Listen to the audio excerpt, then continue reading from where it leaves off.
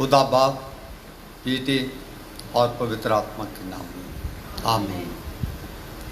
आओ हम झुककर दंडवत करें और अपने कर्ता यहोवा के सामने घुटने टेकें, क्योंकि वही हमारा परमेश्वर है और हम उसकी चराई की प्रजा और उसके हाथ की भेड़ें हैं।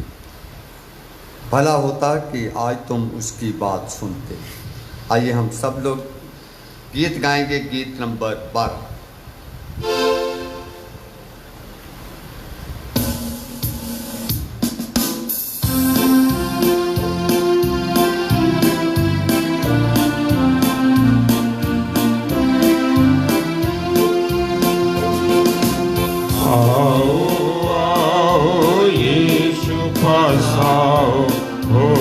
खुलाता अभी आओ आओ यीशु पास आओ, वही खुलाता अभी। धक्के मांद जो बोझ से दबे हो, मुक्ति दाता यीशु पास आओ। धक्के मांद जो बोझ से दबे हो, मुक्ति दाता यीशु पास आओ।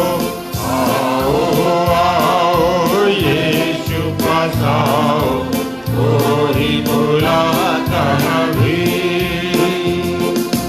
यीशु मसीह की पुकार को सुनकर ध्यान क्यों देते नहीं?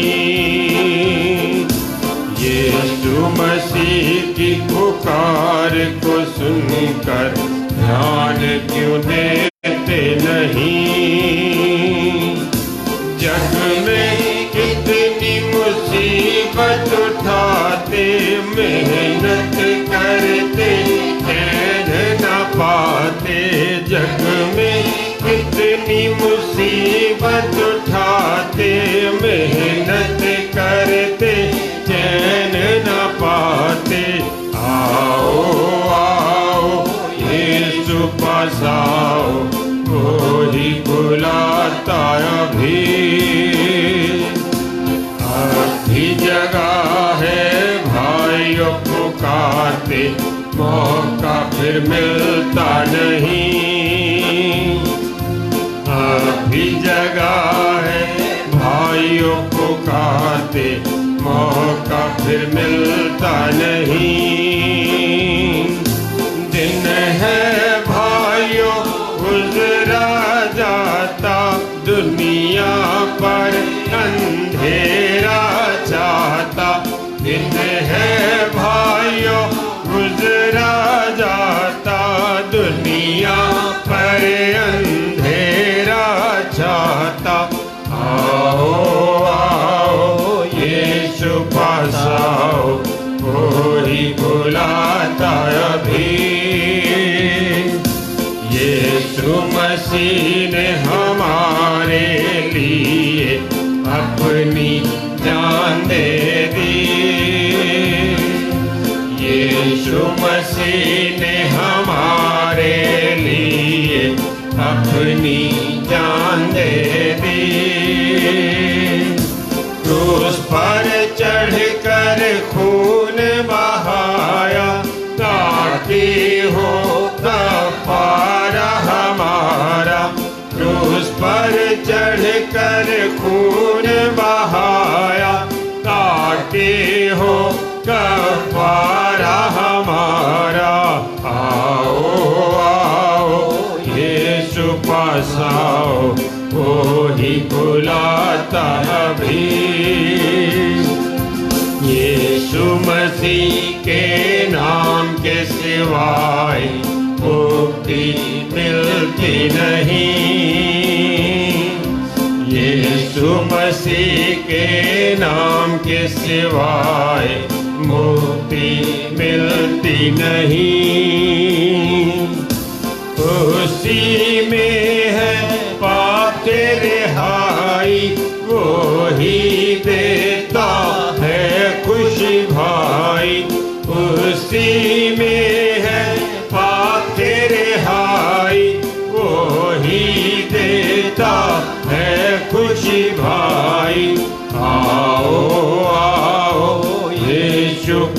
बसाओ वो ही बुलाता भी।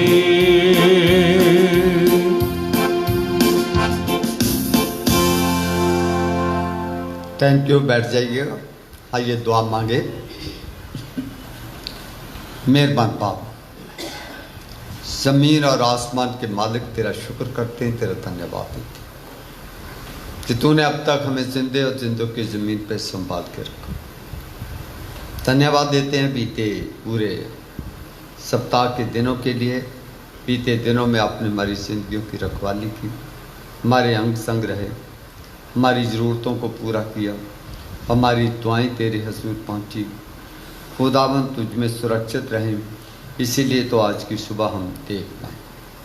धन्यवाद देते हैं प्रभु जी आज के दिन के लिए। आज का दिन आपकी उपासना, आपकी आराधना करने का दिन। हमें अपनी पवित्र आत्मा से भर दीजिए, क्योंकि हम आपके चरणों में हाजिर हुए हैं आपकी उपासना के लिए, ताकि आपकी उपासना आपकी पवित्र आत्मा की अगुवाई में होकर करें। आज की आराधना का हर एक हिस्सा आपको पसंद आए।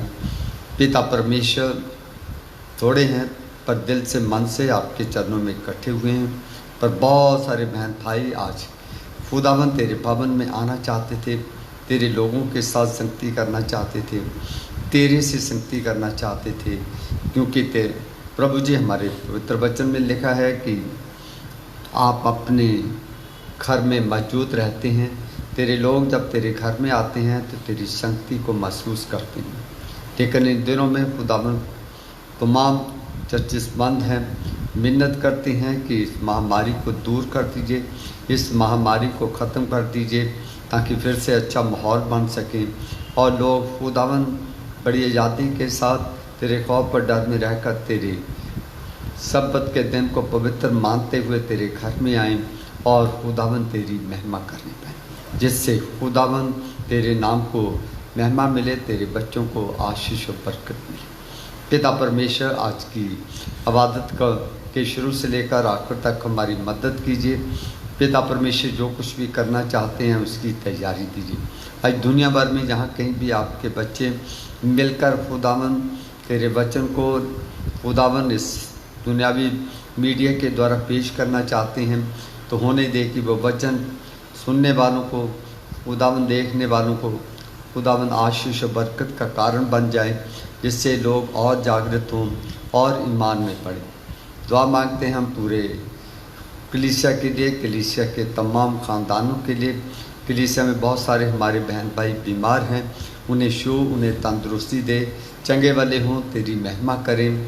दुआ है पिता परमेश्वर, इस कोरोना जैसी भयानक बीमारी से पीड़ित बहुत सारे बहन भाई बीमार है, प्रभु जी उन्हें भी शो कर तंदुरुस्ती दें। खुदावंद डॉक्टर, नर्सेस को, पैरामेडिकल को, हेल्पिंग स्टाफ, सफाई वर्कर्स को तेरे हाथों में सौंपते हैं, जो खुदावंद कोरोना पेशेंट की सेवकाई करते हैं, उनकी ज़िंदगियों की खास रक्षा करें। पिता परमेश्वर, दुआ मांगते हैं तमाम बच्चों के लिए, जो पढ़ने लिखने वाले बच्चे हैं, उनकी पढ़ाई लिखाई का भी बहुत नुकसान हो रहा है। बहुत सारे बच्चों ने अपना कैरियर बनाना है, फर्दर ट्रेनिंगों के लिए जाना है, प्रभु जी उनके लिए भी रास्ते खोल। बहुत सारे बच्चे खुदावंद ट्रेनिंगों में है पर उनकी इंस्टीट्यूशन बंद है, प्रभु जी मिन्नत करते हैं कि इस महामारी को जल्दी से जल्दी समाप्त कर दीजिए। इस महामारी की वजह से बहुत सारे लोग खुदावंद बेरोजगार हो गए हैं, बहुत सारे लोग भूख और प्यास की कंगार पे पहुंच गए हैं। मिन्नत करते हैं कि खुदावंद रहम कर, अपने लोगों पे तरस कर। पिता परमेश्वर, दुआ मांगते हैं इन दिनों में हमारे बहुत सारे हिंदुस्तान में बहुत सारे इलाकों पर बाढ़ आई हुई है, बाढ़ से बहुत लोग प्रभावित है, बहुत सारे लोगों का जान और माल का नुकसान हुआ है।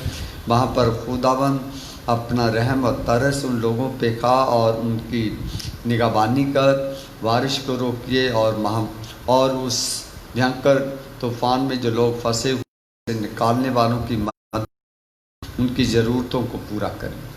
दुआ है पिता, आपके तमाम दास दासियों को तेरे हाथों में सौंपते हैं, जो तेरी सेवकाई के कामों को अंजाम देते हैं, जवान पीढ़ी के साथ हों। पिता परमेश्वर, एक बार फिर से हम अपने आप को तेरे हाथों में सौंपते हैं। हम अपने बिशप साहब को, उनके ख़ानदान को, उनकी समस्याओं को तेरे सामने रखना चाहते हैं।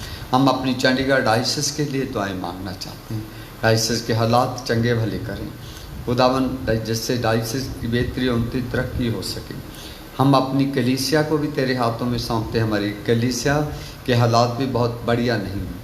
हमारे शहर, सूबे, हमारे मुल्क पे अपनी आशित है, पड़ोसी मुल्कों के साथ हुई, यीशु के नाम से मांगते हैं, आमीन। आइए हम पहला पाठ सुनते हैं। पहला पाठ आपके सामने पढ़ा जाएगा। गिनती नाम की पुस्तक, उसका 27वां पाठ, उसके 15 आयत से लेकर 23वीं आयत तक। गिनती की पुस्तक 27वां पाठ 15 पद से लेकर उसके 23वें पद तक पढ़ा जाएगा।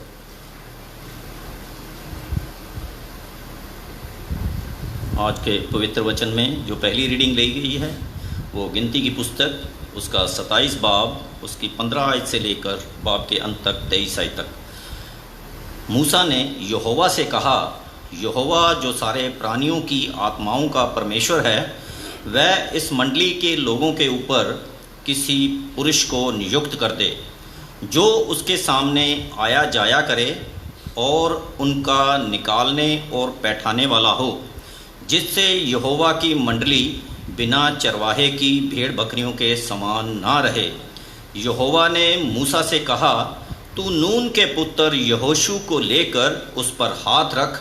वह ऐसा पुरुष है जिसमें मेरी आत्मा बसा है, और उसको एलियाजर याजक के और सारी मंडली के सामने खड़ा करके उनके सामने उसे आज्ञा दे और अपनी महिमा में से कुछ उसे दे, जिससे इस्राएलियों की सारी मंडली उसकी माना करे। और वह एलियाजर याजक के सामने खड़ा हुआ करे, और एलियाजर उसके लिए यहोवा से उरीम की आज्ञा पूछा करे, और वह इस्राएलियों की सारी मंडली समेत उसके कहने से जाया करे और उसी के कहने से लौट भी आया करे। यहोवा की इस आज्ञा के अनुसार मूसा ने यहोशू को लेकर एलियाजर याजक और सारी मंडली के सामने खड़ा करके उस पर हाथ रखे और उसको आज्ञा दी, जैसा कि यहोवा ने मूसा के द्वारा कहा था। ये परमेश्वर का पवित्र वचन है। इसके पढ़े और सुने जाने पर हम सबको आशीष मिले, आमीन। Thank you.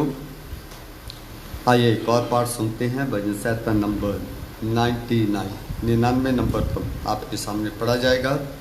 जबूर 99।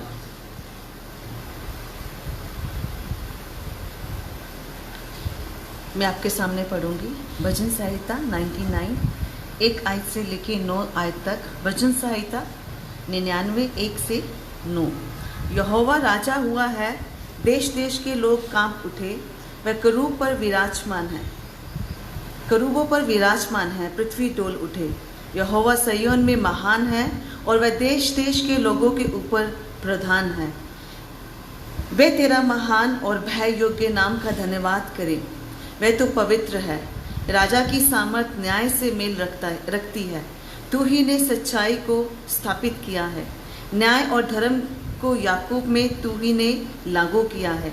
हमारे परमेश्वर यहोवा को सराहो और उसके चरणों की चौकी के सामने दंडवत करो। वह पवित्र है।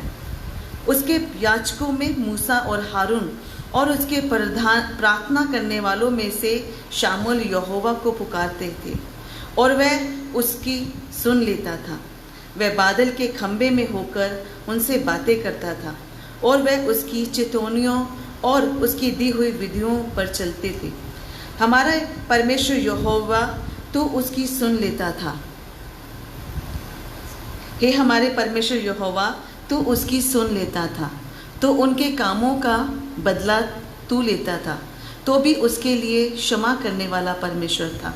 हमारे परमेश्वर यहोवा को सराहो और उसके पवित्र पर्वत पर दंडवत करो, क्योंकि हमारा परमेश्वर यहोवा पवित्र है। ये परमेश्वर का पवित्र वचन है। इसके पढ़े और सुने जाने पर आशीष हो।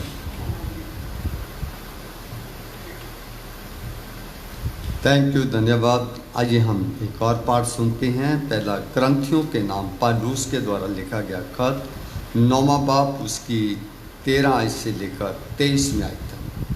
पहला क्रंथियाँ 9 बाब 13वें पद से लेकर 23वें पद तक।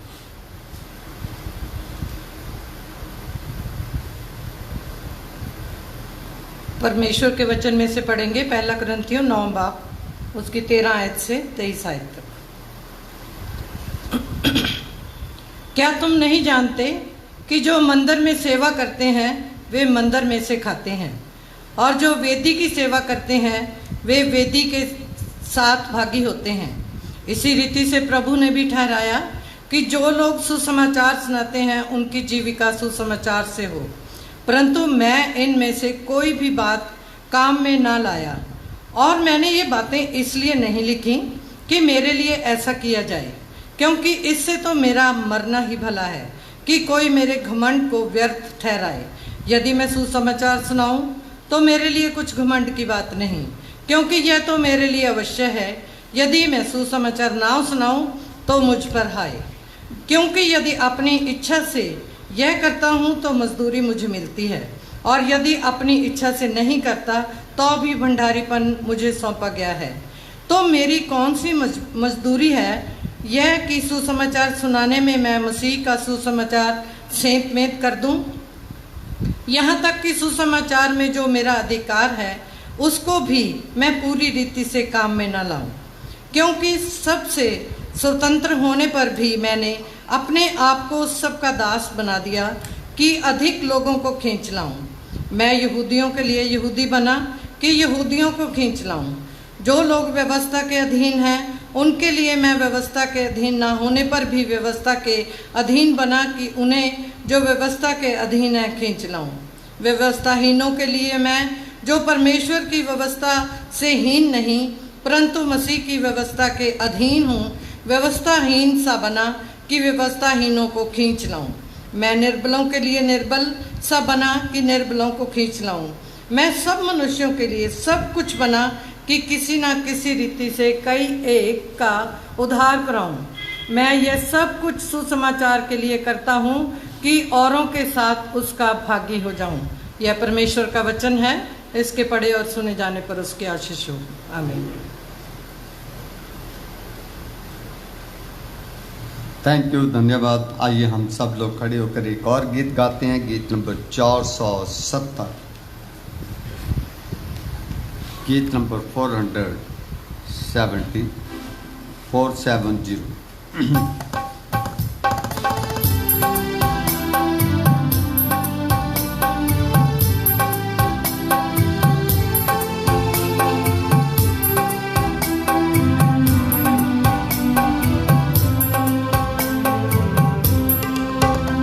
यहोवा राजा करदा है कुल लोक मनावन डर, ओ करूबीन ते बैठा है कंबे जमी थर थर। यहोवा राजा करदा है कुल लोक मनावन डर, ओ करूबीन ते बैठा है कंबे जमी थर थर, कंबे जमी थर थर। ओ करूबीन पे बैठा है कंबे जमी थर थर। सिय्योन विच है बुजुर्ग खुदा बुलंद सब कौमां ते, ओ पाक नाम वड्डे तेरे दी सितारिश करनगे। सिय्योन विच है बुजुर्ग खुदा बुलंद सब कौमां ते, ओ पाक नाम वड्डे तेरे दी सितारिश करनगे, सितारिश करनगे। ओ पाक नाम वड्डे तेरे दी सितारिश करनगे। बादशाह दा जोर ते इख्तियार है दोस्त अदालत दा, सच्चाई कायम कीती है तूने खुदावंदा। बादशाह दा जोर ते इख्तियार है दोस्त अदालत दा, सच्चाई कायम की कीती है तूने खुदावंदा, तूने खुदावंदा सच्चाई कायम कीती है तूने खुदावंदा। याकूब विच पूरा कीता तू सच्चाई ते न्याय। यहोवा रब साडे नु सब जानो आलीशान। याकूब विच पूरा कीता तू सच्चाई ते न्याय। यहोवा रब साडे नु सब जानो आलीशान, सब जानो आलीशान। यहोवा रब साडे नु सब जानो आलीशान। ते ओदे पैर दी चौकिया कोल मत्था टेको सब कि ओ पाक खुदावंद है अकल्ला साडा रब। ते ओदे पैर दी चौकी आ कोल मत्था टेको सब कि ओ पाक खुदावंद है अकल्ला साडा रब, अकल्ला साडा रब कि ओ पाक खुदावंद है अकल्ला साडा रब। यहोवा राजा करदा है कुल लोक मनावन डर। ओ करूबीन ते बैठा है तंबे ज़मीं थर थर। थैंक यू, धन्यवाद। आइए हम अंजील का हिस्सा सुनेंगे। अंजील का हिस्सा हमने मत्ती की अंजील में से लिया गया है। 9वां अध्याय उसकी 35वें आयत से लेकर 10वें पाठ की पहली आयत से लेकर 16वीं आयत तक पढ़ा जाएगा। मत्ती रचित सुसमाचार 9वां पाठ उसके 35वें पद से लेकर पाठ के आखिर तक, और इसी के साथ 10वां पाठ उसकी पहली आयत से लेकर 16 आयत तक। Gospel according to saint Matthew chapter 9 verses 35 to continue chapter 10 from 1 to 16 verse.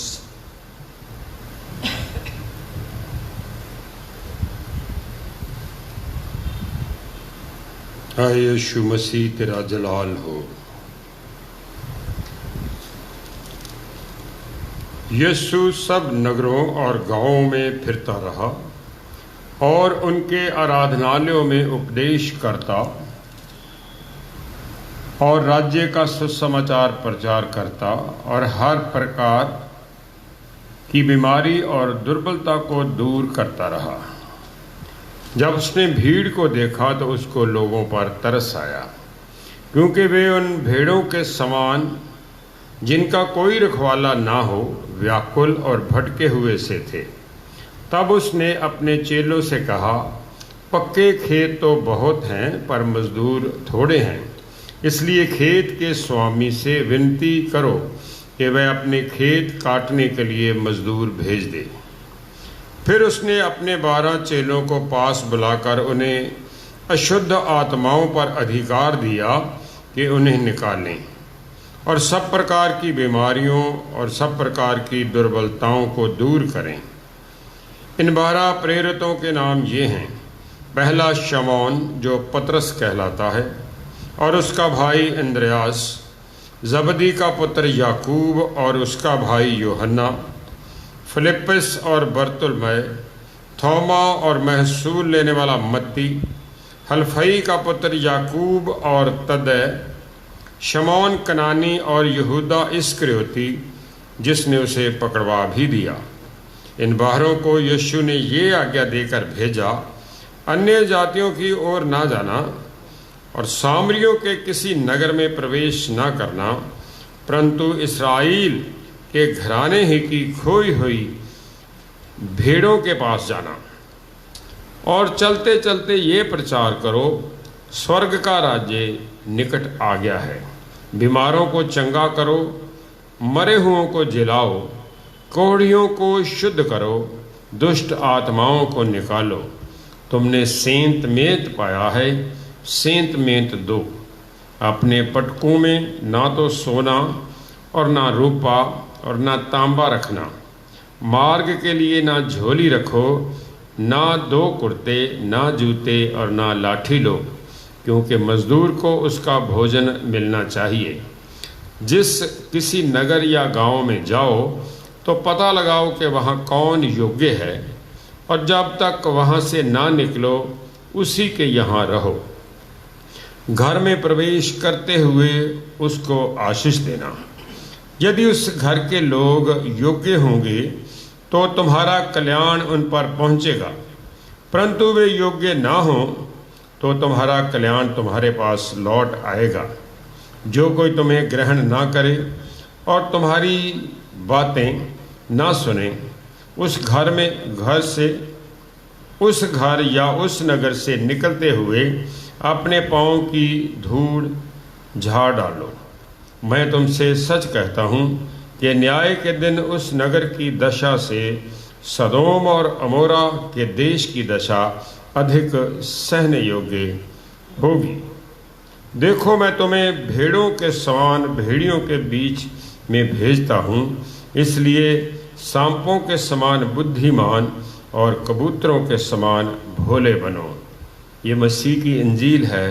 आए खुदावन यीशु, तेरी तारीफ हो। आमीन।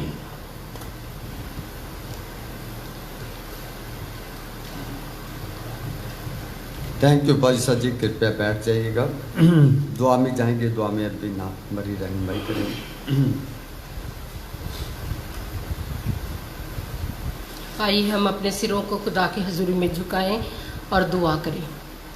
सर्वशक्तिमान पिता परमेश्वर, आपका धन्यवाद देते हैं रात भर की रखवाली के लिए। रात भर आपने हमें संभाल के रखा और सुंदर सुहानी सुबह आज का दिन जो है हमें दिया। धन्यवाद देते हैं पिता परमेश्वर, बीते हुए दिनों में आपने हमें संभाला। इस बीमारी में पिता परमेश्वर आपने हम सब को संभाल के रखा और हर अच्छी चीज़ से हमें तृप्त किया। दी हुई तमाम आशीषों बरकतों के लिए तेरा धन्यवाद करने के लिए तेरे हजूर में आते हैं पिता परमेश्वर। हम तेरे इस लायक नहीं कि हम अपने होठों से तेरा नाम ले सकें पिता परमेश्वर, पर आप बार बार हमें मौके देते हैं ताकि हम तेरी हजूरी में आए, अपने गुनाहों का पश्चाताप करें और अपनी सारी विनतियां और शुक्रगुजारियां जो है हम तेरे हजूर में रखने वाले हो सकें। वापस मानी इस सुंदर सुहानी सुबह के लिए तेरा धन्यवाद देते हैं। आज सब्बत का दिन है पिता परमेश्वर, जहाँ कहीं भी तेरी आराधना, तेरी स्तुति लोग तेरे बेटे और बेटियां कर रहे हैं पिता परमेश्वर, उनके साथ हो, उनकी दुआओं को सुन, उनकी पिता परमेश्वर विनतियों को सुन, उनकी शुक्रगुजारियों को कबूल कर। और वापस मानी जितनी भी प्रार्थनाएं तेरे हजूर में पहुँचती हैं उनके बदले में सबको बड़ी बरकत, बड़ी आशीष दे। वापस मानी हम भी तेरी हजूरी में आए हैं। हम जो भी इस वक्त तेरे वचन में से सुने पिता परमेश्वर, होने दे एक एक शब्द जो है तेरा पवित्र वचन का वो हमारे हृदय में छेद कर जाए और पिता परमेश्वर हमारी जिंदगियां कामिल बन जाए। जो भी इस वचन को सुने पिता परमेश्वर, जहाँ कहीं भी जिस कोने में भी पिता परमेश्वर आज तेरा वचन पहुँचे, होने दे पिता परमेश्वर वो लोगों की जिंदगियों में कार्य करने वाला हो और वापस मानी हर एक के दिल तेरी तरफ मुड़ जाए और हर एक जीवन पिता परमेश्वर तेरे हजूरी में आ जाए। पिता परमेश्वर हमारी जिंदगियों में अपना नूर भर दीजिए ताकि हम नूरानी जीवन को लेके पिता परमेश्वर दुनिया में जा सकें और तेरे वचन का प्रचार कर सकें, क्योंकि ये करना हमारे लिए बहुत जरूरी हो गया है कि तो पिता परमेश्वर तू हमारे से यही चाहता है कि हम सुसमाचार सुनाएं।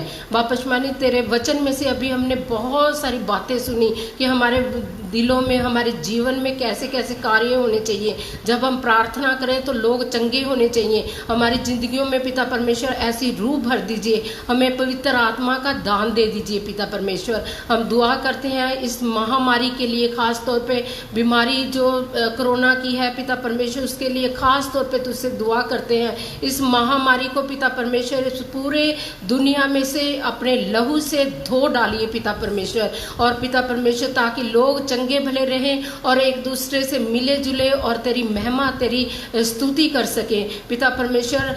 तेरे घर बंद है, हमें अच्छा नहीं लगता पिता परमेश्वर। हम तुझसे विनती करते अपने घर को खोल दीजिए वापस माने, हम तेरे घर में आना चाहते हैं वापस माने। हमारे साथ हो, हम सब की दुआओं को सुन पिता परमेश्वर, क्योंकि तू सुनने वाला बाप है।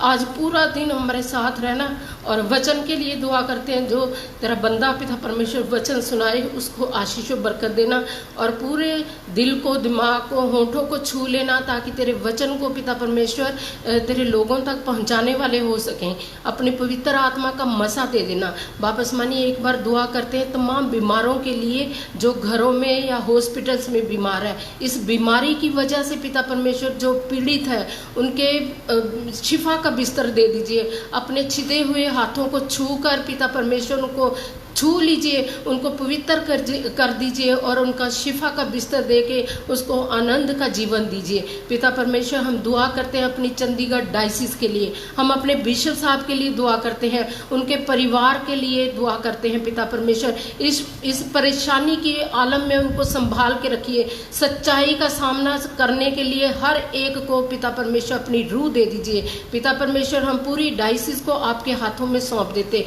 सारे इंतजाम को आपके हाथों में सौंप देते हैं। लोगों को अक्ल, बुद्धि, समझ और ज्ञान से भरपूर कर दीजिए, क्योंकि तेरे बदन को कोई नुकसान ना पहुंचाए, बल्कि तेरे बदन को उन्नति और तरक्की पे लाने वाले हो सकें पिता परमेश्वर। हम अपने चर्च के लिए भी दुआ करते हैं पिता परमेश्वर। हमारे चर्च में जो भी प्रॉब्लम्स है, चर्च की जितनी प्रॉब्लम्स है आपके सामने लेके आते हैं। आपके घर को कोई भी खराब करने वाला ना हो, बल्कि पिता परमेश्वर तेरे घर की उन्नति और तरक्की के लिए हर एक इंसान सोचे, अपने गिले शिकवे को दूर करें और तेरे बदन को पिता परमेश्वर तरक्की देने वाले हो सके। वापस मानी हम पूरा दिन के लिए एक बार फिर दुआ करते, पूरा दिन हमारे साथ हो, हमारी मदद और हिफाजत कर। इस वचन के लिए हमें तैयार कर, हमारे दिलों की जमीन को तैयार कर, ताकि जब हमारे अंदर ये बीज जाए तो बहुत सारा फल आने वाला हो सके और हम दूसरे लोगों तक ये वचन को फैला सके। यीशु नासरी के नाम से मांगते हैं, सुन और कबूल कर ले, आमीन। थैंक यू मेरे बहन भाइयों, आप सबका परमेश्वर के नाम में मैं स्वागत करता हूं और सुनने वाले, देखने वालों को सलाम कहता हूं। और मेरी शुभकामना है कि खुदा आने वाला सप्ताह सबकी ज़िंदगियों में बहुत सारी आशाएं, खुशियाँ और तंदुरुस्ती लेकर आए। मेरे बहन भाइयों, आज का हमारा जो CNI कैलेंडर है उसके अनुसार बहुत बढ़िया थीम दिया गया है, God himself commission those who do his work. परमेश्वर उन सबको नियुक्त करता है जिन्हें जो उसके काम को अंजाम देते हैं। परमेश्वर उन्हें चुनता है जो उसकी सेवकाई के लिए कार्य करते हैं। तो आइए आज मैं आपके साथ एक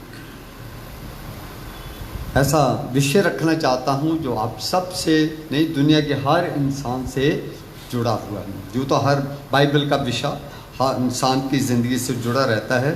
तो आज का हमारा जो मैं आपके साथ बातचीत करना चाहता हूं वो ये है कि वर्क इज़ सर्विस, जहाँ वर्क इज़ वर्शिप। काम जो है एक सेवा है, काम एक पूजा है, एक परमेश्वर के तुल्य है। तो आज हम देख सकते हैं कि हमने पहला पार्ट जो गिनती की किताब में से पढ़ा गया था, उसमें परमेश्वर ने किसको चुना था अपनी सेवकाई के कामों के लिए? मूसा को। जब वहाँ अगर आप उसको थोड़ा सा पीछे चले जाएंगे तो जो आज का पाठ हमने पढ़ा है, हमने गिनती 15 से पढ़ा था, अगर 12 से पढ़ेंगे तो उसमें लगता है कि परमेश्वर मूसा को कहता है कि अब तू यहाँ से आगे नहीं बढ़ सकता। अब तो अब तेरा वक्त आ गया है ऊपर जाने का। वो क्या कहता है कि तू यीशुआ को तैयार कर और अपनी जगह पे उसको नियुक्त कर दे। और वो परमेश्वर को कहता है कि मैं तो चला जाऊंगा पर मेरे बाद काम कौन करेगा। परमेश्वर उसे कहता है यीशुआ को तैयार कर, पर यीशुआ को वो साथ ही कहता है कि एलियाजर के पास ले जा, वो उसे अभिषिक्त करेगा और मेरी सेवकाई के कामों को अंजाम देने के लिए उसको मखसूस कर देगा। तो मेरे कहने का अर्थ है कि परमेश्वर मूसा को चुनता है अपने काम के लिए, उससे काम लेता है। परमेश्वर किसको, यीशुआ को चुनता है, उससे अपनी सेवकाई लेता है।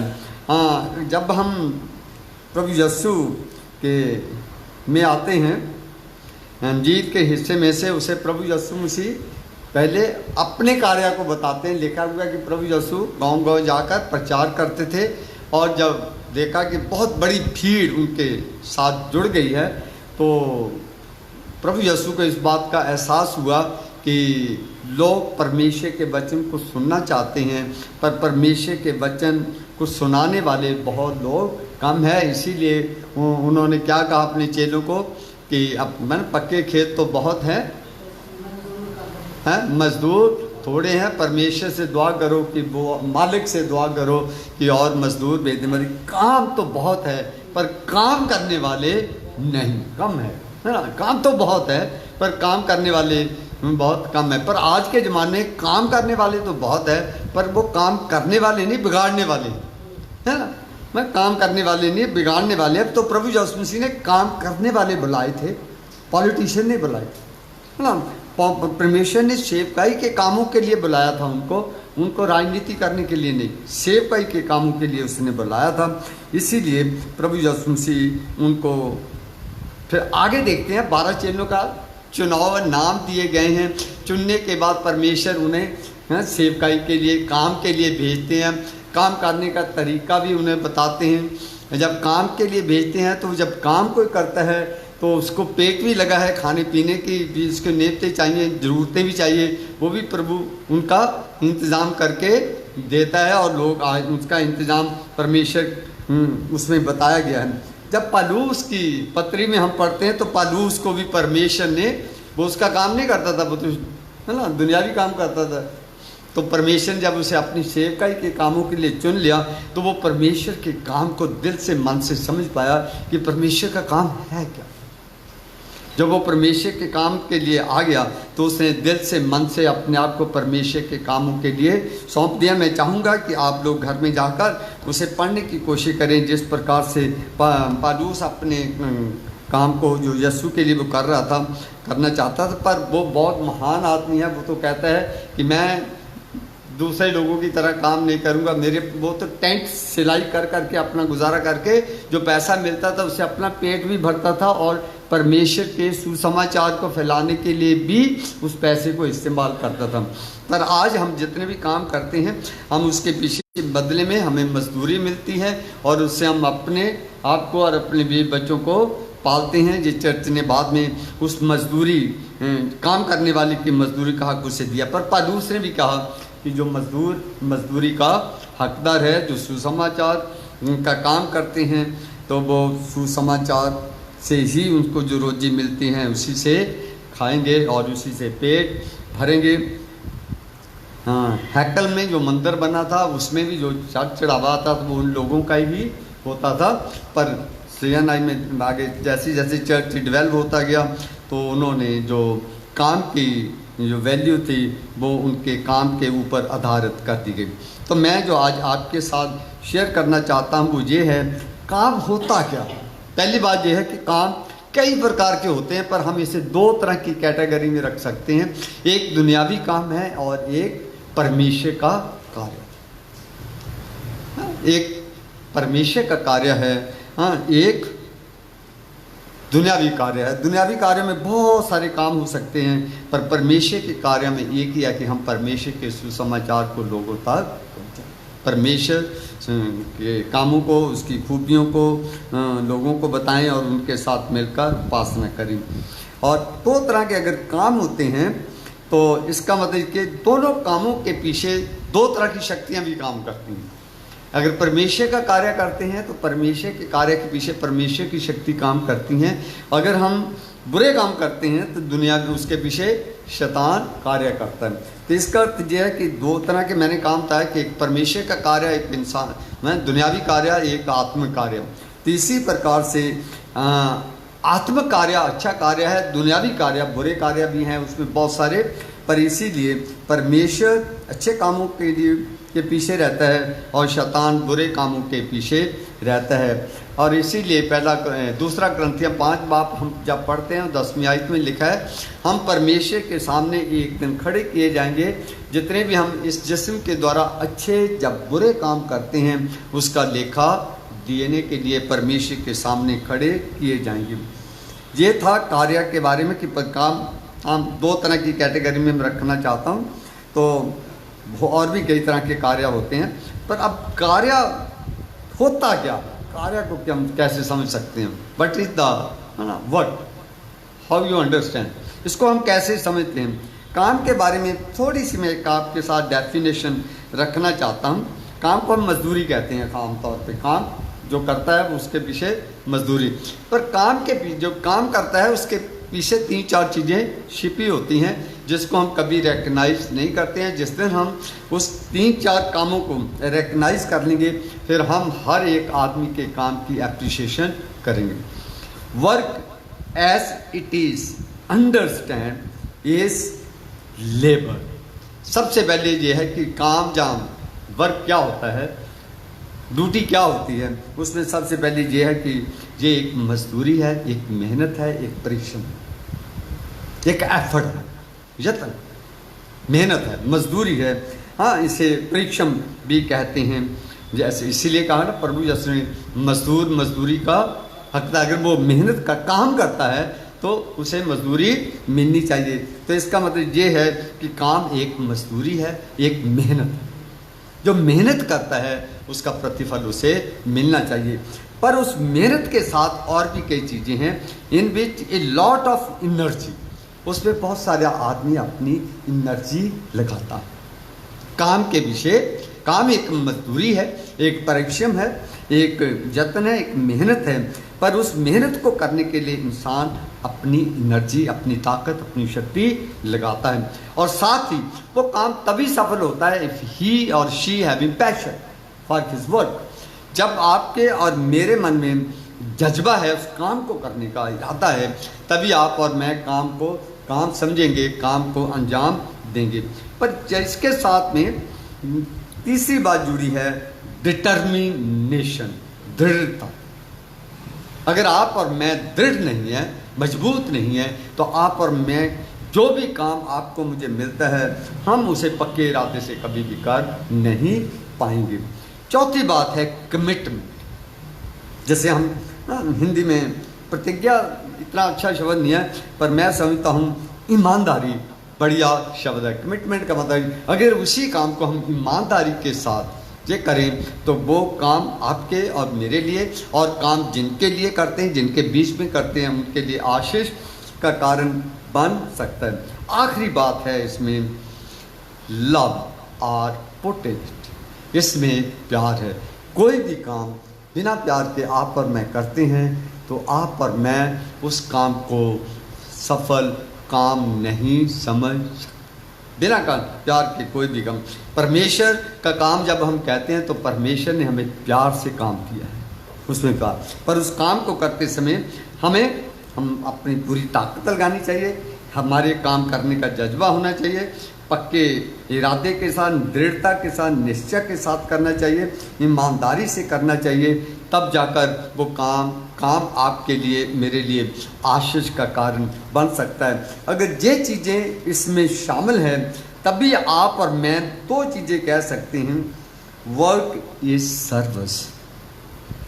तभी आपके लिए मेरे लिए वो काम एक सेवा भावना हो सकती है, नहीं तो आपके मेरे लिए वो काम स्वार्थ से रहित कुछ भी नहीं हो सकता। हमारे के लिए हम तो मसीही लोग हैं, चर्च में इन्वॉल्व है, चर्च तक की हमारी दौड़ है, चर्च ही हमारी दुनिया सीमित है, हम तो चर्च को ही देखते हैं, इसीलिए हम हर बात में चर्च को इन्वॉल्व करते हैं। दूसरा ये है कि हम अपनी चर्च की बेहतरी चाहते हैं, अपनी कौम की बेहतरी चाहते हैं, इसीलिए हम अपनी ही बात करते हैं। चर्च में बहुत सारे लोगों को काम तो मिलता है ना, जिम्मेदारियां तो मिलती हैं, पर वो जिम्मेदारी परमेश्वर की दी हुई जिम्मेदारी को नहीं समझते हैं, ना ही उस जिम्मेदारी के प्रति उनको जिम्मेदारी मिल जाती है, डिटर्मिनेशन नहीं होती है, उनकी श्रद्धा नहीं, पैशन नहीं होता है, ये तमाम चीज़ें, इसीलिए वो काम को अंजाम देते नहीं। कईयों के पास है पर उसमें वो किसी तरह के बहुत सारी मिलावट अपने कामों में कर कर उस काम को जो उनको मिला होता है वो अच्छे तरीके से कर नहीं पाते हैं। इसके लिए एक बहुत बढ़िया शब्द किसी ने कहा, वर्क इज ए वर्शिप, सेवा भी है। दूसरा किसी ने ये कहा है कि ये पूजा से, आराधना से, प्रार्थना से कम भी नहीं है, इसीलिए कहा वर्क इज वर्शिप। आज अगर आप और मैं यहाँ आज इबादत में शामिल हुए हैं तो ये भी आपका मेरा कार्य है। हम वर्शिप में आए हैं ना, परमेश्वर की आराधना में आए हैं, तो क्या बन गया काम? आपके मेरे लिए आज का काम वर्शिप है, आज का काम आपके मेरे लिए आशीष का कारण है। पर अगर आप और मैं आए हैं, अगर जब आए गए हैं तो फिर वो तमाम एनर्जी, श्रद्धा, तमाम पैशन, डिटर्मिनेशन सब उसमें लगा दें ताकि मेरा आना और आज का समय परमेश्वर को देना आपके मेरे लिए आशीष का कारण बन जाए। क्योंकि आज हमें अपॉर्चुनिटी मिली है कि हम परमेश्वर के चरणों में बैठकर परमेश्वर की महिमा के कार्य को अंजाम दे सकते हैं। पता नहीं पल के बाद हमें क्या हो जाना है, जहाँ हम रहेंगे या रहेंगे, हमें मौका मिलेगा या नहीं मिलेगा, रहें जिंदा रहें चाहे ना रहें। अगर ज़िंदा रहें भी तो हो सकता है हमें मौका परमेश्वर के घर आने का ना ही मिले। तो इसीलिए काम परमेश्वर की ओर से जो हमें मिला है उसकी कदर करनी चाहिए, क्योंकि वो परमेश्वर की ओर से सेवा भी है और परमेश्वर की नज़र में काम वर्षे का मतलब है परमेश्वर उस कार्य को इज्जत देता है। आइए मैं थोड़ा सा आपको पुराने नेम की ओर लेके जाना चाहता हूँ कि जिस सेवा, परमेश्वर की सेवा कैसे हैं, जब परमेश्वर क्यों कहता है कि वर्क से वर्शिप, जे पूजा के बराबर क्यों है? क्योंकि काम परमेश्वर की ओर से हमें मिलता, कोई भी काम आपके। क्योंकि अक्सर हम क्या कहते हैं, जो कोई भी इंसान इस दुनिया में आता है उसके भेजने का कोई ना कोई परमेश्वर का कार्य या मकसद होता है, मतलब कोई ना कोई उसकी ज़िंदगी का काम परमेश्वर ने उससे लेना होता है। तो आइए हम काम के बारे में देखते हैं। उत्पत्ति की पुस्तक में हमें काम, जब मेहनत, जब मजदूरी करने का विचार मिलता है। पहली आयत हम देखते हैं, उत्पत्ति 2 बाब उसकी 15। तब यहोवा परमेश्वर ने आदम को लेकर अदन की वाटिका में रख दिया कि वह उसमें काम करे और उसकी रक्षा करे। आदम को पहले आदम को है ना, आदम ही पहला इंसान बना था। कहाँ रखा उसे? अदन की वाटिका में। तो 2 चीज़ें उसके लिए कही गई हैं। एक तो उसे कहा कि इस अदन की वाटिका में कार्य करें, दूसरी इस अदन की वाटिका की रक्षा करें। पर वो रक्षा करने में तो असफल रहा, क्योंकि उसकी रक्षा वो बहकावे में आ गया है ना। तो चलिए हम काम की तरफ बढ़ते हैं। अगर इसी के साथ आगे देखिए 5वां बाब उसकी 29वें आयत में उस काम को, उसने यह कहकर उसका नाम नूह रखा। यहोवा ने जो पृथ्वी को शाप दिया है उसके विषय, ये लड़का हमारे काम में और उस कठिन परिश्रम में जो हम करते हैं हमको शांति देगा। जिसका मतलब ये है कि ये किसके बारे में कहा गया है? हैं? जब नूह पैदा हुआ तो उसके जो बाप का नाम लेमक था ना, तो उन्होंने क्यों नाम रखा उसका नूह, है ना? परमेश्वर ने जो पृथ्वी को शाप दिया था, है ना, इसके विषय ये लड़का हमारे काम में। उनको परमेश्वर ने कर्ज किया था ना कि तुम गुनाह करने के बाद तो खून पसीना बहाएगा, यानी कार्य करेगा और रोटी खाएगा। इसीलिए वो कहता है कि जो पृथ्वी को शाप दिया गया था, पर उसको अकेले को नहीं दिया, पूरी पृथ्वी को भी दिया गया। पृथ्वी भी उसी के सबब से श्रापित हुई। तो कहते हैं जो शाप हमें मिला है उसके विषय ये लड़का काम, मतलब श्राप के काम मिला है। तो जो लड़का हमारी पैदा हुआ है, जिस काम को करने में ये लड़का हमारी मदद करेगा। आज हम क्या कहते हैं, हम सारे मिलकर काम करेंगे, है ना। तो उन्होंने क्या कहा, ये बच्चा भी हमारे साथ इस कार्य में शामिल होगा। तो जो कोई भी पैदा होता है उसके लिए कार्य परमेश्वर रखता है। अब मैं आपका ध्यान थोड़ा पीछे लेके जाना चाहता हूँ। जब परमेश्वर ने आदम को, हवा को ने गुनाह किया तो उसको सज़ा मिली थी ना, मिली थी कि नहीं? तो क्या क्या सज़ा मिली थी? पहले मैं दो बातें रखना चाहता हूँ। केवल उत्पत्ति की पुस्तक में ही हम ये दृष्टिकोण देखते हैं कि मनुष्य के पाप के दंड के कारण दो चीज़ें हमें मिली। क्या क्या मिले? दंड के लिए काम उस पर लाद दिया गया। मनुष्य के पाप के दो भयंकर परिणाम निकले, एक मौत और दूसरा कार्य। एक बार तू मरेगा, दूसरा तू खून पसीना बहाएगा, तभी रोटी मिलेंगी। उसकी गुनाह से की सज़ा जो उसे दी गई थी, उसको उसके दो परिणाम निकले, एक मौत था, एक काम था। इसलिए मौत भी आपकी मेरी ज़िंदगी का हिस्सा है और कार्य भी आपकी मेरी ज़िंदगी का हिस्सा है। प्रभु यीशु ने काम को कोई शाप नहीं बल्कि आनंद का सोता माना। पुराने नियम में हम इसे शराब के तौर पे, कर्ज के तौर पे मानते हैं कि परमेश्वर ने उन्हें शाप दिया।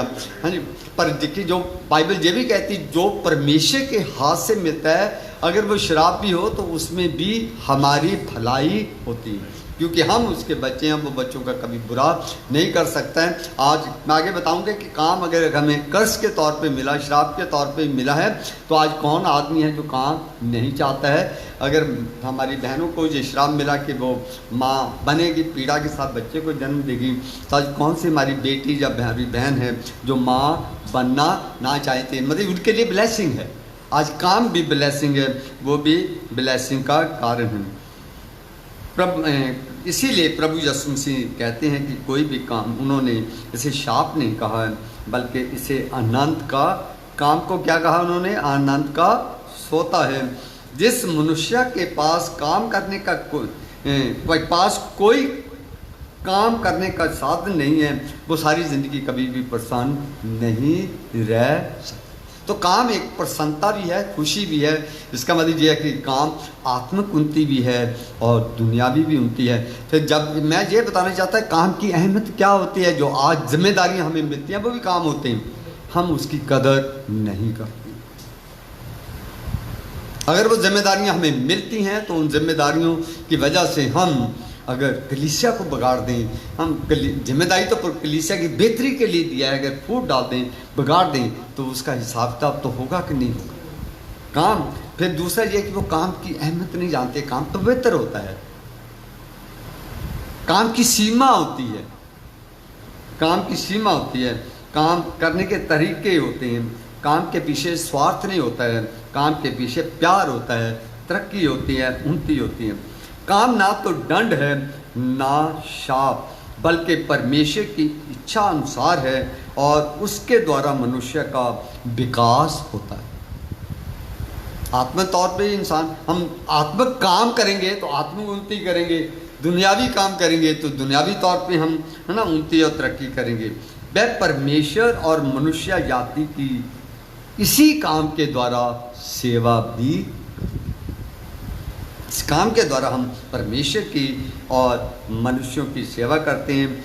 इसी प्रकार जब हम औरत के बारे में कहते हैं कि बच्चे पैदा करने का दंड उसे मिला, बल्कि दंड नहीं बल्कि वो परमेश्वर की छिपी हुई आशीष है, पर परमेश्वर ने उसे आशीष में बदल दिया, क्योंकि बच्चों के द्वारा माँ बाप में एकता और प्यार बना रहता है और परमेश्वर के द्वारा और परिवार के द्वारा परमेश्वर की संतान बढ़ती रहती है और उसी संतानों के द्वारा परमेश्वर की सेवकाई या उसकी स्तुति या उसकी आराधना होती रहती है। दूसरा थेसलोनिकियों, हाँ, उसका 3 अध्याय 10 आयत हम पढ़ें, 10 से 12 आयत तक।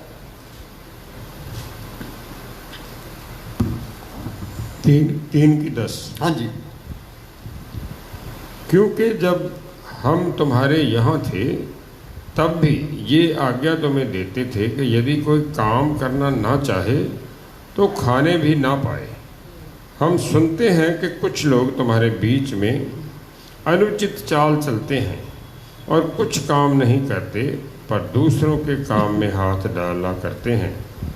ऐसों को हम प्रभु यीशु मसीह में आज्ञा देते और समझाते हैं कि चुपचाप काम करके अपनी ही रोटी खाया करो। हाँ जी, थैंक यू। क्या करें, जो काम ना करे वो खाना भी ना खाएं। मैं ये कहना चाहूँगा, जो कलीसिया के किसी काम को काम के रूप में काम नहीं करते, वो उसे कलीसिया के किसी काम में अड़चन का कारण भी नहीं बनना चाहिए। अगर परमेश्वर ये कहता है कि जो काम नहीं करता वो खाने ना पाए, तो जो कलीसियाई काम को अंजाम नहीं देता, उसे कलीसिया के कामों को बिगाड़ने का भी कोई अख्तियार नहीं है। इसमें लिखा है, यदि कोई काम करना ना चाहे तो खाने भी ना पाएं। पर सुनते हैं कि कितने लोग तुम्हारे बीच में अनुचित चाल चलते, कितने लोग हैं जो गलत कार्य करके कलीसिया को बिगाड़ते हैं अपनी कुर्सियों को बचाए रखने के लिए, या अपने किसी न किसी मवाद को करने के लिए। कितने लोग हैं तुम्हारे बीच में अनुचित चाल चलते हैं और कुछ काम नहीं करते पर औरों के काम में हाथ डालते हैं। हाँ, कुछ को काम करते नहीं है पर दूसरों को उस्काते रहते हैं, दूसरों को पंप देते रहते हैं, दूसरों को है ना बुरी सलाह देते हैं। कहता है ऐसों को हम प्रभु यीशु मसीह में आज्ञा देते हैं और समझाते हैं कि चुपचाप काम करके अपनी ही रोटी खाया करें, अपने आप में मस्त रहें, परमेश्वर के कामों में दखल अंदाजी देने की कृपा ना करें। पर बाइबल ये भी बताती है, जो परमेश्वर के कार्य को बिगाड़ता है वो बख्शा भी नहीं जाएगा। वो परमेश्वर कभी किसी का पक्षपात नहीं करता। आप और मैं किसी को, जहाँ आपको और मुझे कोई दबा सकता है, जहाँ आपको और मुझे परमेश्वर के कामों को सही तरीके से करते करते आपको मुझे डरा भी सकता है ना, प्रेशर भी डलवा सकता है। तो परमेश्वर के ऊपर कौन डालेगा? परमेश्वर के ऊपर कौन डालेगा, है ना। तो इसीलिए कार्य परमेश्वर की ओर से है, कार्य उत्तम चीज़ होती है, परमेश्वर की देन है। पर कार्य क्यों परमेश्वर की देन है? परमेश्वर उत्तम कहता है, परमेश्वर भी काम करने वाला, परमेश्वर भी काम करने वाला, वो भी ईमानदारी से काम करता है। तो अपने बनाए हुए लोगों से भी इस बात की तवज्जो रखता है कि उसके बंदे भी ईमानदारी से काम करें। परमेश्वर काम करने वाला है। उत्पत्ति 2 बाब 2 और 3 आयत देखिए।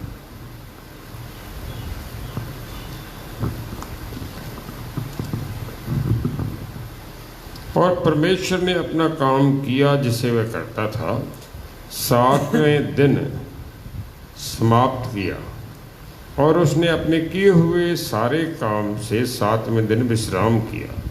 और परमेश्वर ने 7वें दिन को आशीष दी और पवित्र ठहराया, क्योंकि उसमें उसने सृष्टि की रचना के अपने सारे काम से विश्राम लिया। अब ये कैसे बार बार क्या आता है? हाँ, काम आता है ना। परमेश्वर ने अपना काम जिसे वह करता था, हाँ, काम करने के बाद 6 दिन काम किया और 7वें दिन उसने आराम किया। हमने जो 7वां दिन आपको और मेरे लिए आराम के लिए भी ठहराया गया, हमने उसे भी काम में कन्वर्ट कर दिया, क्योंकि हम स्वार्थी हो गए, काम की अहमियत नहीं समझे। हम ज़्यादा से ज़्यादा काम संडे के दिन के लिए ही रखते हैं। ब्याह शादियाँ जितने भी फंक्शन होते हैं, कहते हैं इसी दिन हो जाए तो बढ़िया है, छुट्टी है।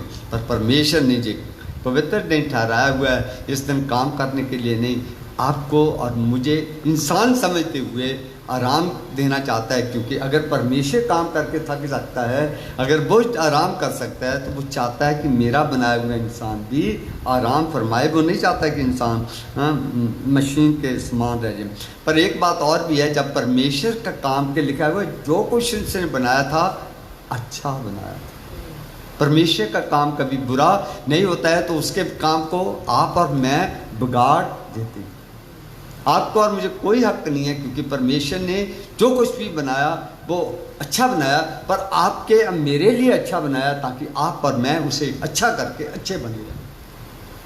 परमेश्वर ने कोई काम बुरा नहीं बनाया था। हम शैतान के बहकावे में आकर हमेशा बुरे काम कर जाते हैं, हमारी परमेश्वर की हुक्म अदूली करते हैं। जो कोई भी हुक्म अदूली करेगा वो दंड का भागी बनेगा। यूहन्ना 5 और 17 में लिखा है, प्रभु यीशु कहते हैं, इस पर यीशु ने उनसे कहा, मेरा पिता अब तक काम करता है और मैं भी काम करता हूँ। उसका काम खत्म नहीं हो गया आज। उस समय सृष्टि तो उसने बना दी, आराम तो कर लिया, पर उसी सृष्टि को संभाले हुए है कि नहीं है? आपके मेरी जरूरतों को पूरा करता है, सृष्टि को भी देख रेख करता है। सृष्टि में कोई अदल बदल होता है वो परमेश्वर की तौर से होता है, उसे संभाल के रखना है। तो और कहता है जैसे मेरा बाप काम करता है, प्रभु यीशु ये कहते हैं, मैं भी अपने पिता का काम करता हूँ, मैं भी काम करने वाला हूँ। यूँ ही आपको मुझे काम नहीं दे दिया। अगर परमेश्वर काम करता है, प्रभु यीशु काम करता है, तो फिर काम आपके मेरे लिए शराब कैसे रह गया? पर अगर परमेश्वर काम ईमानदारी से करता है, अच्छे काम करता है, यीशु ईमानदारी से काम करता है, अच्छे काम करता है, फिर आप और मैं क्यों अच्छे काम नहीं करते? ईमानदारी से क्यों नहीं करती हूँ? क्यों नहीं करती? यूहन्ना की इंजील 9वां अध्याय उसकी 4 आयत में, जिसने मुझे भेजा है हमें उसके काम दिन ही दिन में करना अवश्य। मतलब इसी दुनिया में रहकर, इसी ज़िंदगी में रहकर हमने उसके कामों को अंजाम देना है। इसी ज़िंदगी में रह के जो काम आपको मैं करते हैं उसी का हिसाब किताब होना। ये नहीं कि मरने के बाद हम कोई भी काम नहीं कर पाएंगे। तो दूसरी बात यह है कि परमेश्वर ने हमें इस संसार में अगर भेजा है तो काम करने के लिए भेजा है। वह रात आने वाली है जिसमें कोई काम नहीं कर सकेगा। वो वक्त आने वाला है जब कोई भी काम कर नहीं सकेगा। परमेश्वर का उत्पत्ति का काम अभी समाप्त नहीं हुआ। परमेश्वर आज भी उत्पत्ति और उसकी अगुवाई का काम और अपने लक्ष्य की पूर्ति का काम कर रहा है। तो हम कभी नहीं कह सकते कि परमेश्वर ने काम अपना करना बंद कर दिया। परमेश्वर ने काम करके आराम किया था, पर उसने अपने काम को बंद नहीं किया था। तो जब तक आप और मैं संसार में रहेंगे, हम भी उसके काम करते रहेंगे। जिसका अर्थ यह कि काम वैल्यू, उसकी एक वैल्यू, काम एक आशीष है। परमेश्वर ने मनुष्य के साथ काम किया है। परमेश्वर ने किसके साथ? मनुष्य के साथ काम किया है और कर रहा है। परमेश्वर काम करने वाला है। मनुष्य के साथ काम यीशु के द्वारा भी करता रहा, फरिश्तों के द्वारा भी करता है, नबियों के द्वारा भी करता है। करता कि नहीं? आज परमेश्वर आपके मेरे साथ किससे काम करता है? वचन के द्वारा, अपनी रूह के द्वारा, पवित्र आत्मा के द्वारा आपसे मुझसे कार्य करती हैं। इसलिए मनुष्य जिसको उसने अपने स्वरूप पे बनाया वह भी काम करने वाला है, और जब तक वह काम ना करें वास्तव में कभी भी संतुष्ट, खुश और शांत नहीं रह सकता। परमेश्वर की इच्छा है कि हम काम करें। परमेश्वर की इच्छा है कि हम काम करें। हमने उत्पत्ति 2:15 में देखा है परमेश्वर ने किस लिए रखा था वहाँ? काम करे और उसकी रक्षा करे, उसकी इच्छा है। परमेश्वर ने हम में से प्रत्येक को विभिन्न वरदान, गुण और योग्यताएं प्रदान की हैं ताकि हम इनको उसके लिए और उसकी सेवा में इस्तेमाल करें। परमेश्वर की इच्छा ये है कि जैसे वह इस संसार में काम करता है वैसे ही हम भी उसके साथ कार्य करें। धनवान हो या धनहीन, जो सुस्त है और काम करने से इनकार करता है वह परमेश्वर के काम में रुकावट डालता है। हमेशा पैसे वाला भी परमेश्वर में, जहाँ धनहीन भी, पैसे वाला भी, और जिसके पास पैसा नहीं होता है वो भी, और सुस्त लोग जो है वो काम करने में अड़चन डालते।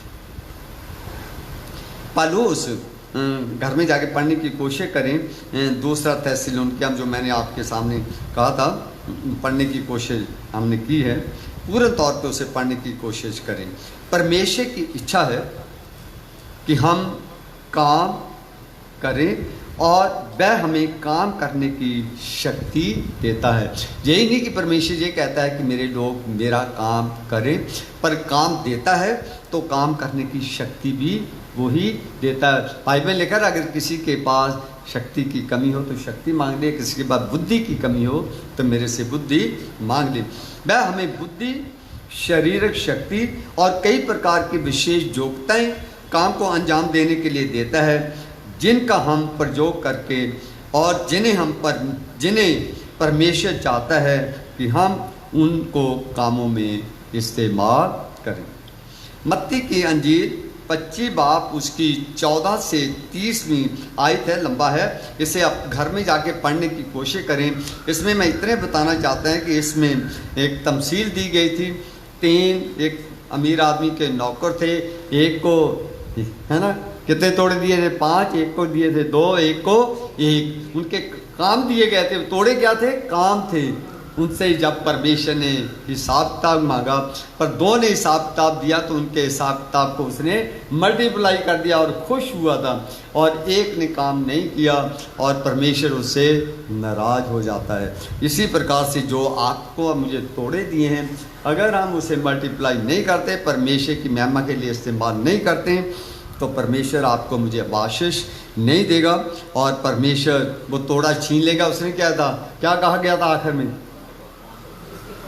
जिसके बाद थोड़ा है वो भी छीन लिया जाएगा, जिसके बाद ज़्यादा उसे और भी दे दिया जाएगा, है ना। तो जैसे कई बार हम लोग, हमारी जलसी भी आ जाती है, अरे उसको ही पादी साहब क्यों काम देते हैं, उसी को से क्यों काम देते हैं? अरे जो काम करता है उसी को देंगे ना। हाँ, दूसरा ये है कि दूसरे कई काम करते हैं पर वो काम में मिलावट करके करते हैं काम।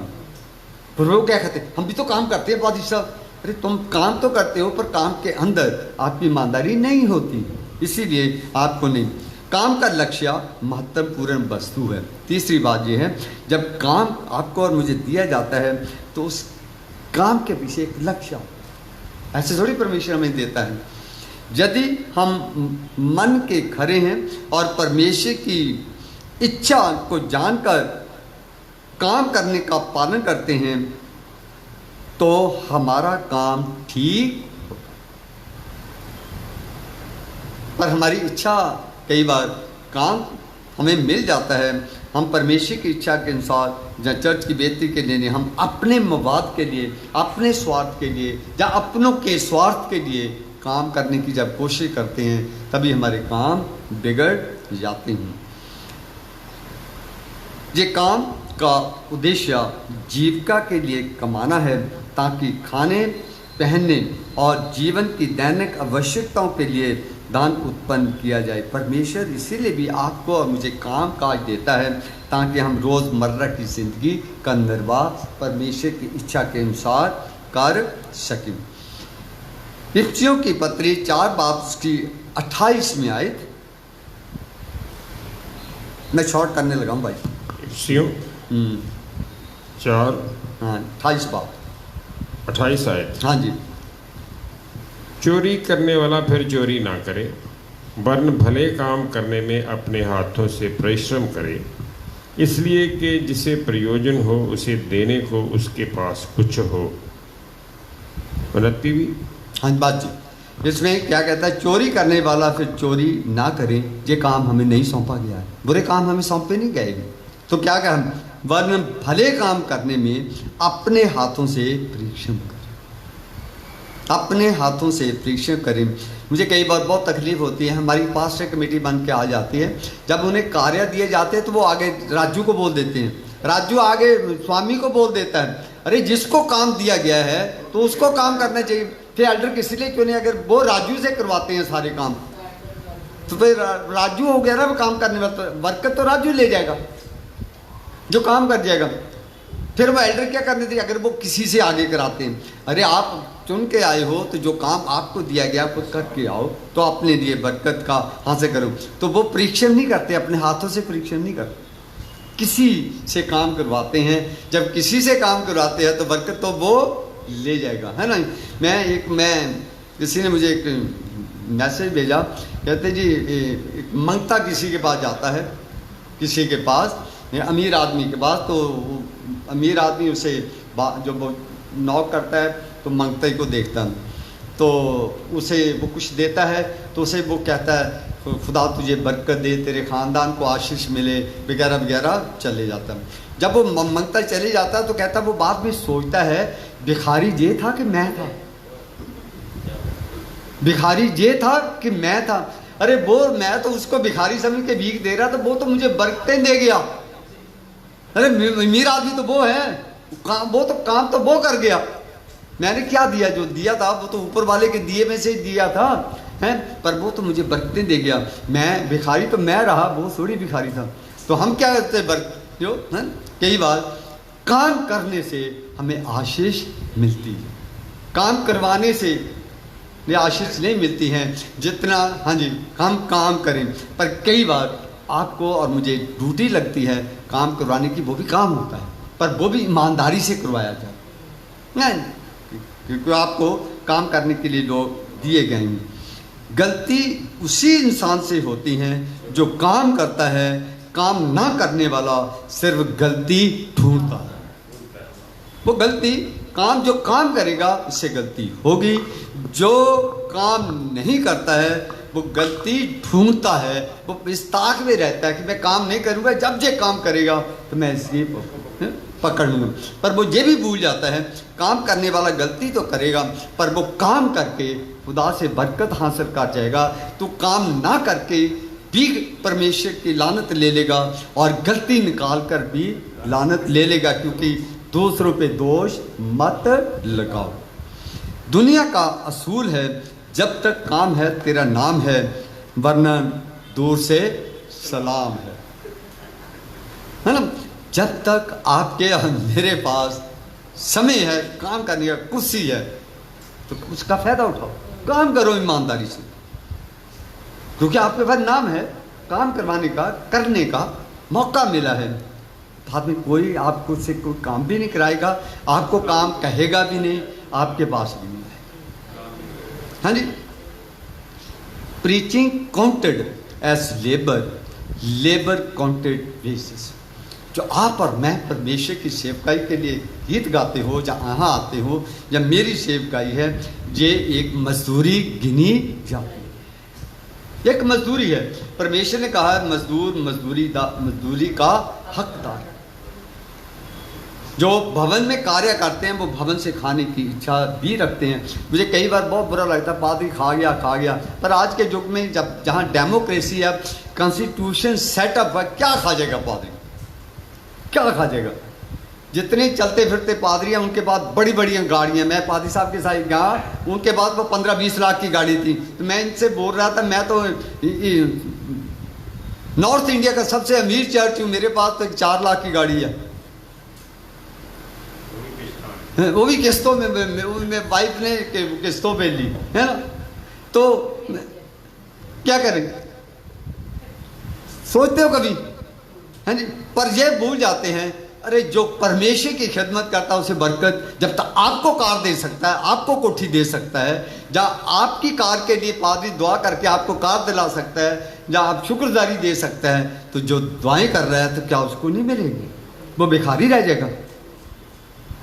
मैं तो अक्सर कहता हूँ कि जब हम आपके लिए दुआ कर सकते तो हमारी दुआ हमें नहीं सुनेगा, है? हमारी भी सुनेगा। इसलिए प्रीचिंग काउंटेड एज लेबर, जो हम सेवा करते हैं प्रचार की, वो परमेश्वर के घर में मजदूरी ठहराई जाती है, हमारी मेहनत ठहराई जाती है। इसलिए लेबर काउंटेड वेजेस, और जो मजदूरी करते हैं परमेश्वर उसका फल देता है। इसीलिए मैंने वो कुरिन्थियों की पत्री में से, आज वैसे CNA कैलेंडर के अनुसार आया, जो बेदी की सेवा करते हैं वो बेदी में से ही खाते हैं।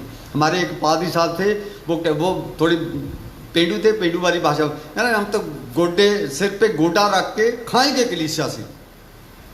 मैं कहा नहीं, धक्के से, प्यार से सेवा करो, कलीसिया अपने आप दे देगी, अपने आप। अरे सेवा करो, मेवा देती।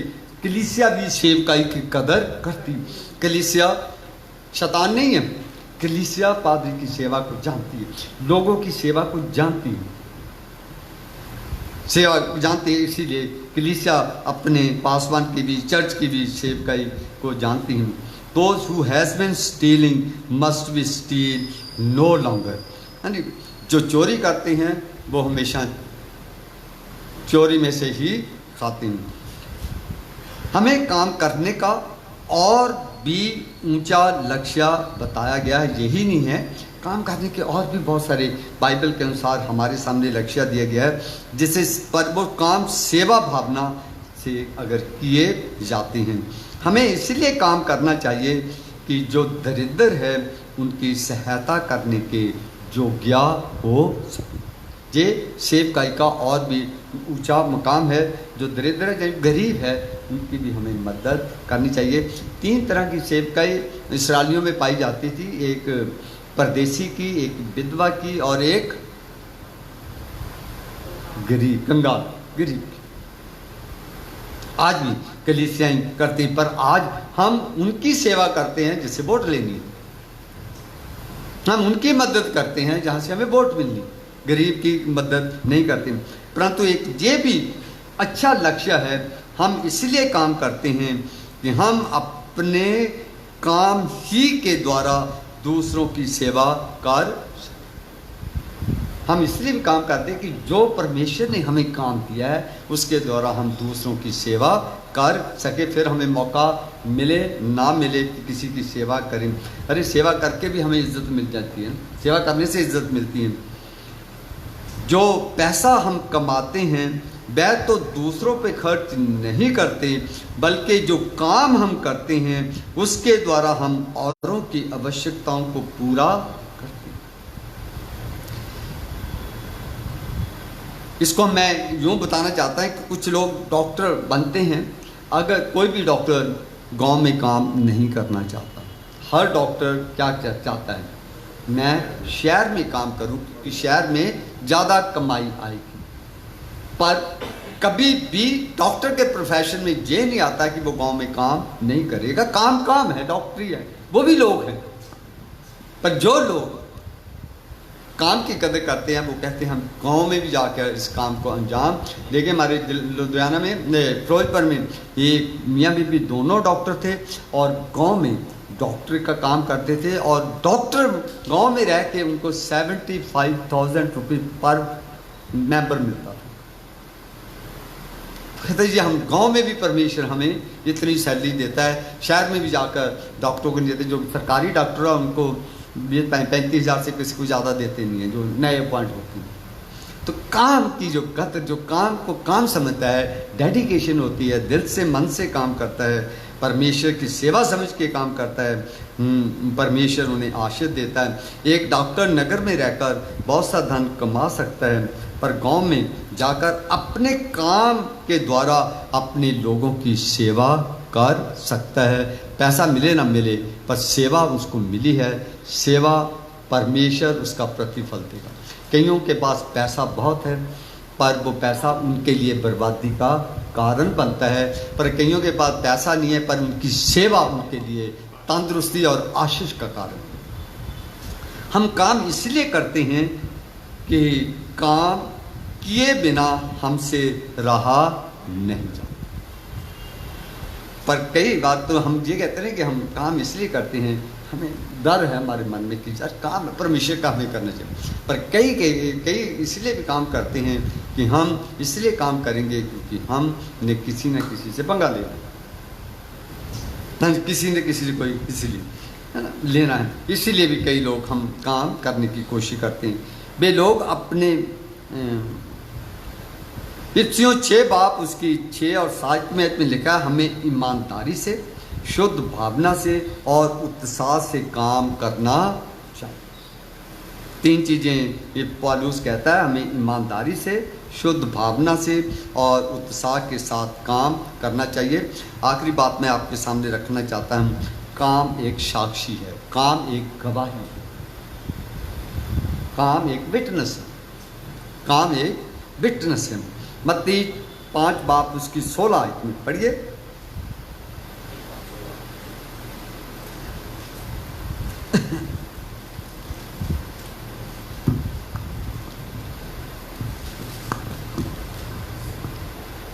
उसी प्रकार तुम्हारा उजियाला मनुष्यों के सामने चमके कि वे तुम्हारे भले कामों को देखकर तुम्हारे पिता की जो स्वर्ग में है बड़ाई करें।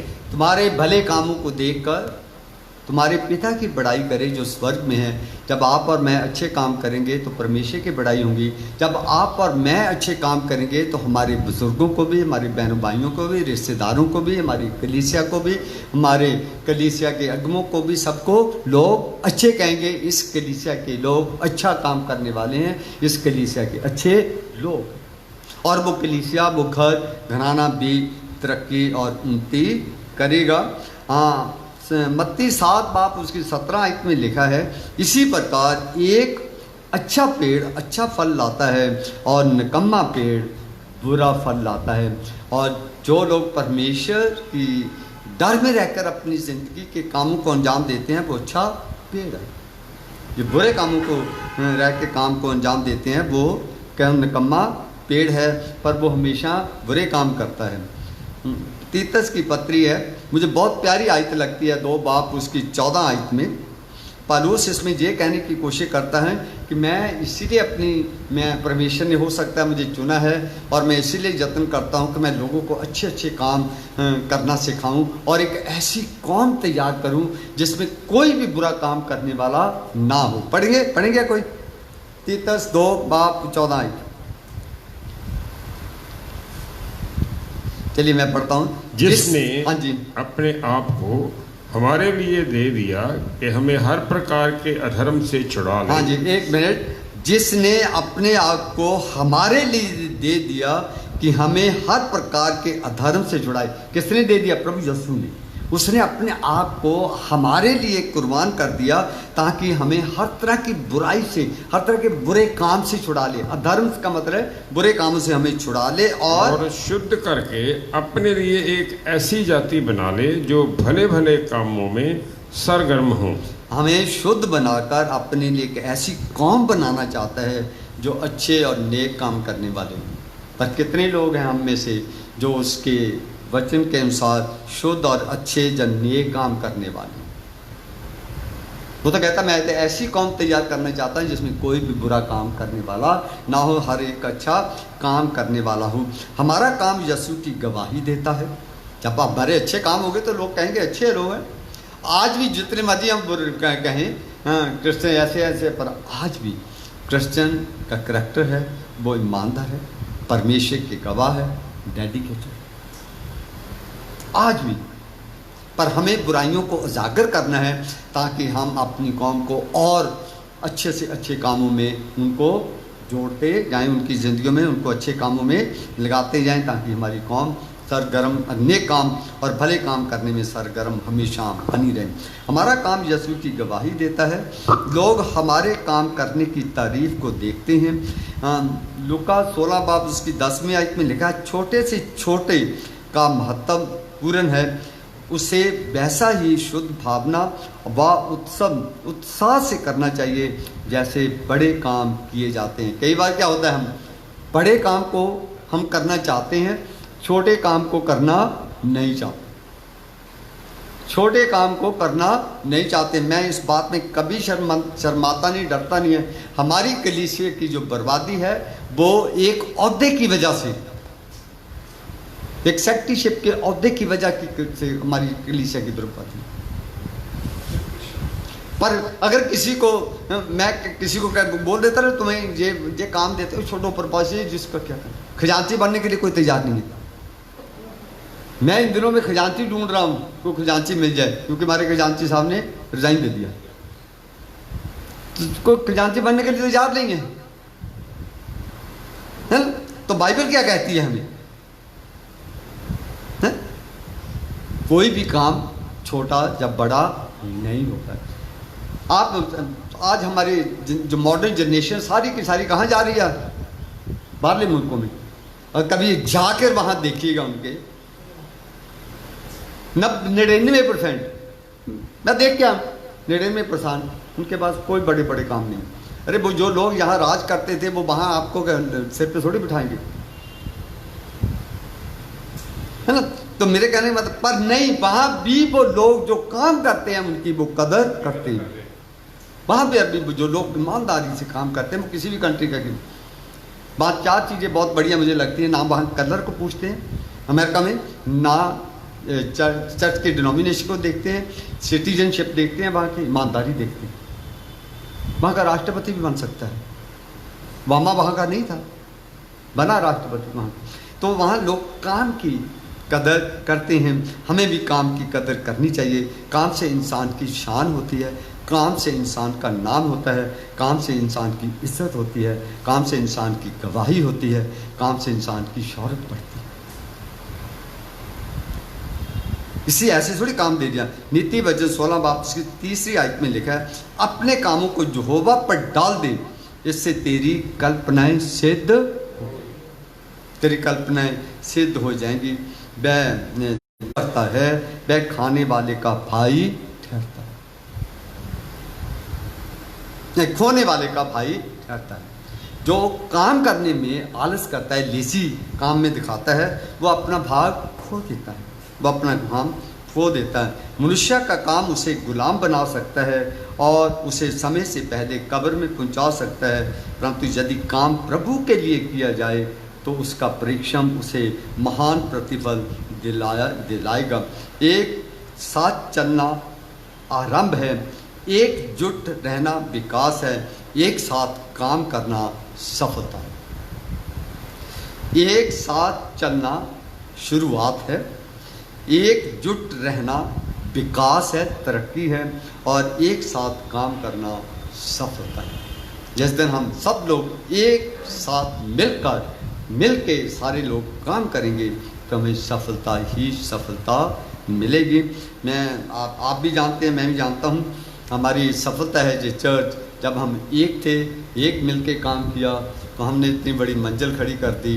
आज हम एक पास्टर हाउस रेनोवेट करना चाहते थे, we are unable to renovate, नहीं कर सकते क्योंकि आज हमारी एकता नहीं है।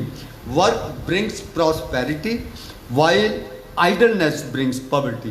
काम ईमानदारी से किया हुआ आपके मेरे लिए खुशहाली लाता है, और आलसपन से किया हुआ काम आपके मेरे लिए गरीबी का कारण बनता है। खुशी के लिए काम करोगे तो खुशी नहीं मिले, खुशी के लिए काम करोगे तो खुशी नहीं मिलेगी, लेकिन खुश होकर काम करोगे तो खुशी और सफलता दोनों आपको और मुझे मिल जाएंगे। खुशी के लिए काम करोगे तो खुशी नहीं मिलेगी। हम है ना, कई बार इज्जत के लिए काम करते हैं, बड़ा ओहदा मिले तो भाई क्या होता है बाद में, हाँ जी। तो इसीलिए लेकिन खुश होकर काम करोगे तो खुशी और सफलता दोनों ही आपको और मुझे मिल जाएंगे। इसीलिए हम कहते हैं work is a service, work is a worship. May God bless you. धन्यवाद। आइए हम सब मिल के आखिर में एक गीत गाते हैं, हालेलुया पाक यहोवा मुझे पाक करता है।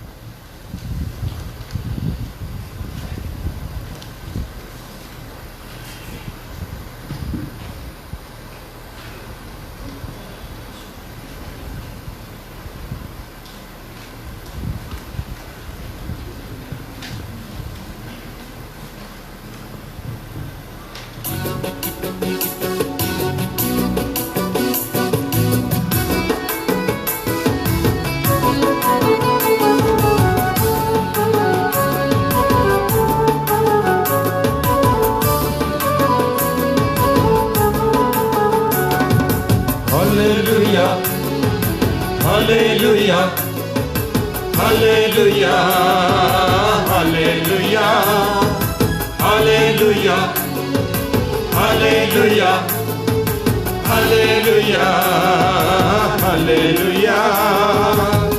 पाक यहोवा मुझे पाक करता है, लहू यीशु का मुझे साफ करता है। पाक यहोवा मुझे पाक करता है, लहू यीशु का मुझे साफ करता है। Hallelujah hallelujah hallelujah hallelujah hallelujah hallelujah hallelujah hallelujah hallelujah hallelujah hallelujah hallelujah.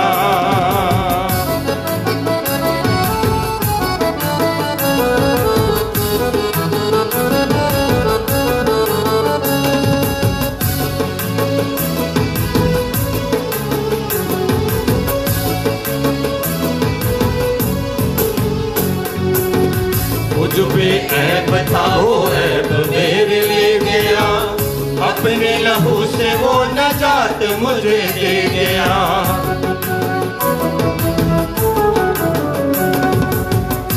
जो बेऐब था वो ऐब मेरे ले गया, अपने लहू से वो नजात मुझे दे गया। कौन करता है इतना, कौन करता है इतना प्यार जो यीशु ने किया। Hallelujah hallelujah hallelujah hallelujah hallelujah hallelujah hallelujah hallelujah hallelujah hallelujah hallelujah hallelujah.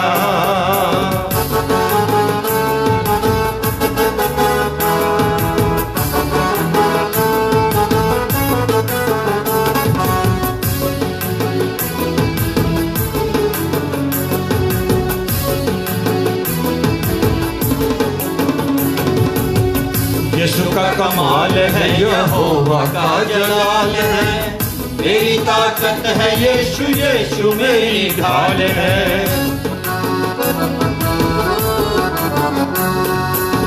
यीशु का कमाल है, यहोवा का जलाल है, मेरी ताकत है यीशु, यीशु मेरी ढाल है। मैंने बस इतना किया, मैंने बस इतना किया कि उसका इकरार किया। Hallelujah hallelujah hallelujah hallelujah hallelujah hallelujah hallelujah hallelujah hallelujah hallelujah hallelujah hallelujah.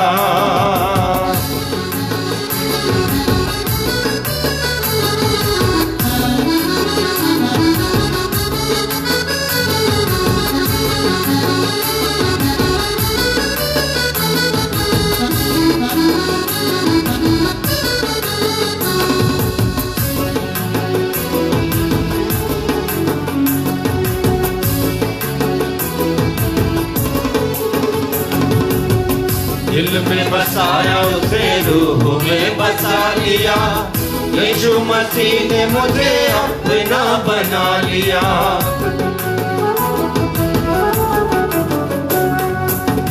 दिल में बसाया उसे, रूह में बसा लिया, यीशु मसीह ने मुझे अपना बना लिया। आने वाला है जल्द, आने वाला है जल्द, लेने मुझे मेरा पिया। Hallelujah hallelujah hallelujah hallelujah hallelujah hallelujah hallelujah hallelujah hallelujah hallelujah hallelujah hallelujah. पाक यहोवा मुझे पाक करता है, लहू यीशु का मुझे साफ करता है। पाक यहोवा मुझे पाक करता है, लहू यीशु का मुझे साफ करता है। Hallelujah hallelujah hallelujah hallelujah hallelujah hallelujah hallelujah hallelujah hallelujah hallelujah hallelujah hallelujah. Thank you very much for beautiful song. आइए हम प्रभु यीशु की बताई हुई प्रार्थना में शामिल हों। ऐ हमारे बाप जो तू आसमान पर है, तेरा नाम पाक माना जाए, तेरी बादशाहत आए, तेरी मर्जी जैसे आसमान पे पूरी होती है ज़मीन पर। हमारे रोज़ की रोटी आज हमें दे, जैसे हम दूसरे कसूरों को माफ़ करते हैं, आप हमारे कसूरों को माफ़ कर। हमें आजमाइश में पड़ने में बल्कि बुराई से बचाओ, क्योंकि बादशाह कुदरत और जलाल हमेशा तेरे में। आमीन। अब हमारे खुदावंद यीशु मसीह का अनुग्रह, परमपिता परमेश्वर का प्यार और पवित्र आत्मा की सहभागिता हम सबों के साथ अब से लेकर हमेशा तक होता रहेगा। आमीन।